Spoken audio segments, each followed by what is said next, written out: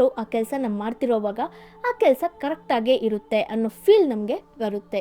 For example, ಆನ್ಲೈನಲ್ಲಿ ಒಂದು ಪ್ರಾಡಕ್ಟ್ನ ಪರ್ಚೇಸ್ ಮಾಡಬೇಕು ಅಂದ್ಕೊಂಡ್ರೆ ಆವಾಗ ನೀವು ಒಂದು ರಿವ್ಯೂ ಇದ್ದು 5 ಸ್ಟಾರ್ ರೇಟಿಂಗ್ ಇರೋದನ್ನ ಪರ್ಚೇಸ್ ಮಾಡ್ತೀರಾ, ಇಲ್ಲ 5000 ರಿವ್ಯೂ ಇದ್ದು 4 ರೇಟಿಂಗ್ಸ್ ಇರೋದನ್ನ ಪರ್ಚೇಸ್ ಮಾಡ್ತೀರಾ?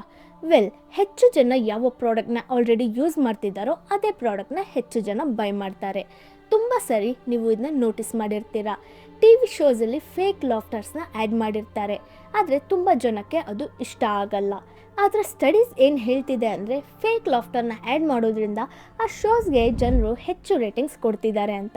ಶೋಸಲ್ಲಿ ಸ್ಟಾರ್ಟಿಂಗಲ್ಲಿ ಲಾಫಿಂಗ್ ಸೌಂಡ್ ಇರಿಟೇಟೆಡ್ ಆಗಿ ಅನಿಸ್ಬೋದು, ಆದರೆ ಸ್ಲೋಲಿ ಆ ಸೌಂಡಿಂದ ಆ ಶೋ ನಿಮಗೆ ಫನ್ನಿಯಾಗಿ ಅನಿಸೋಕೆ ಶುರು ಆಗುತ್ತೆ. Number 7, everybody love challenges. Imagine ಮಾಡ್ಕೊಳ್ಳಿ, ಒಂದು ಮದರ್ ತನ್ನ ಮಗನಿಗೆ ವೆಜಿಟೇಬಲ್ಸ್ನ ತಿನ್ನೋಕೆ ಕೊಟ್ಟರು. ಅವಾಗ ಎಲ್ಲರ ಹಾಗೇನೆ ಆ ಹುಡುಗ ಸಹ ಅದನ್ನ ತಿನ್ನೋಕೆ ಇಷ್ಟಪಡಲ್ಲ.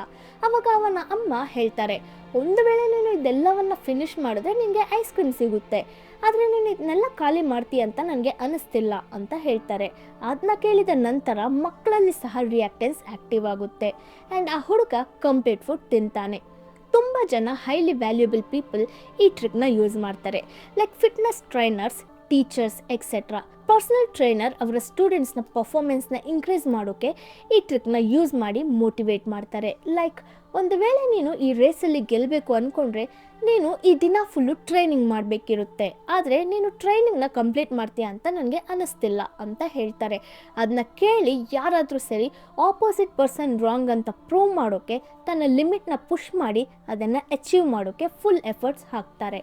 ಆ್ಯಂಡ್ ಯಾರು ಅವರ ಲಿಮಿಟ್ನ ಪುಷ್ ಮಾಡೋಕ್ಕೆ ಹೆಲ್ಪ್ ಮಾಡಿದ್ರೋ ಆ ಪರ್ಸನ್ಗೆ ವ್ಯಾಲ್ಯೂ ಕೊಡ್ತಾರೆ. ಆ್ಯಂಡ್ ರಿವರ್ಸ್ ಸೈಕಾಲಜಿನ ಯಾವ ಸಿಚುಯೇಷನಲ್ಲಿ ಹೇಗೆ ಯೂಸ್ ಮಾಡಬೇಕೋ ನಿಮಗೆ ಅರ್ಥ ಆಗಿದೆ ಅಂದ್ಕೊಳ್ತೀನಿ.